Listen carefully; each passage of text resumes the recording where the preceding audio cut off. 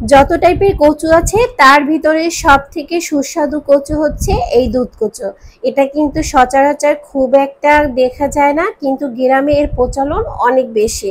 এটা খেতে অসম্ভব মজা। এই কচুটা রান্নার জন্য কচুটাকে ধুয়ে পরিষ্কার করে তারপর কেটে নিয়েছি। সামান্য পরিমাণ লবণ, মানে 1/4 টিস্পুনের মতো লবণ আর হচ্ছে হলুদ দিয়েছি কচুটাকে ভাপ দেওয়ার জন্য।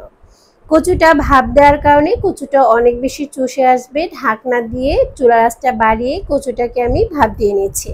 কিছুক্ষণ পরে দেখতেই পাচ্ছেন কচুটা একদমই কমে গিয়েছে আর এটা কতটা সুন্দর লাগছে দেখতে। এটা এত বেশি সফট হয়, খেতে কিন্তু অসম্ভব মজা।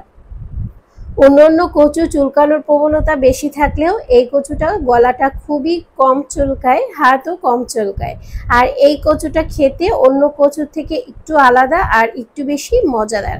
অনেকক্ষণ জাল করে নেওয়ার পর কচুটা একদমই সিদ্ধ হয়ে গেছে আর এখন আমি চুলার আঁচটা কমিয়ে অন্য একটা হাঁড়ি বসিয়ে দিয়েছি।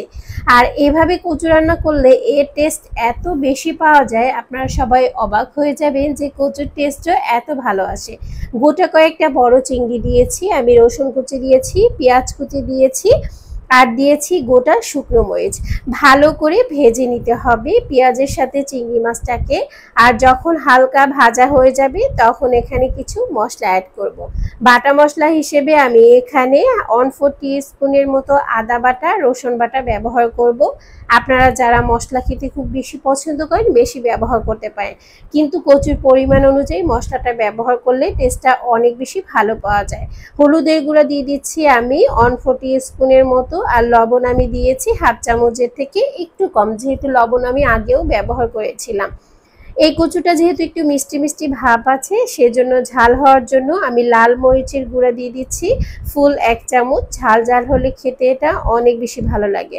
আপনারা এটা রান্নার জন্য কাঁচা মরিচটাও ব্যবহার করতে পারেন।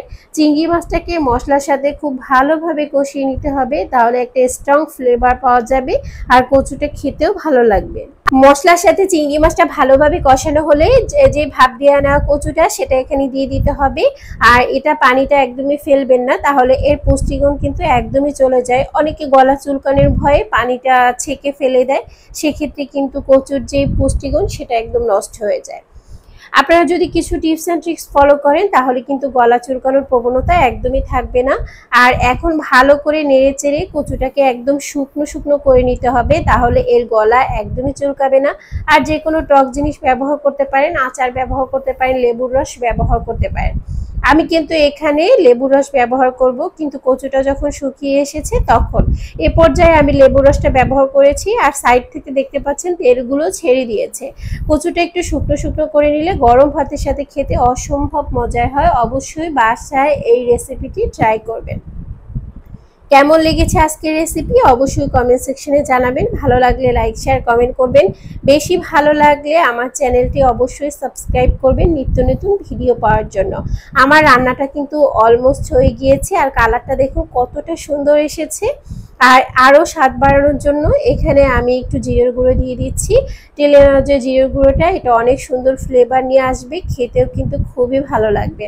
আপনারা অবশ্যই এভাবে করে একবার হলেও কচুটা রান্না করে দেখবেন। আমার মনে হবে এটা আপনাদের কাছে অনেক বেশি মজাদার একটা রেসিপি হতে যাচ্ছে, কারণ এটা অনেক বেশি মজার হয়েছিল। আজ এই পর্যন্ত এখানে বিদায় নিচ্ছি। আল্লাহ হাফিজ।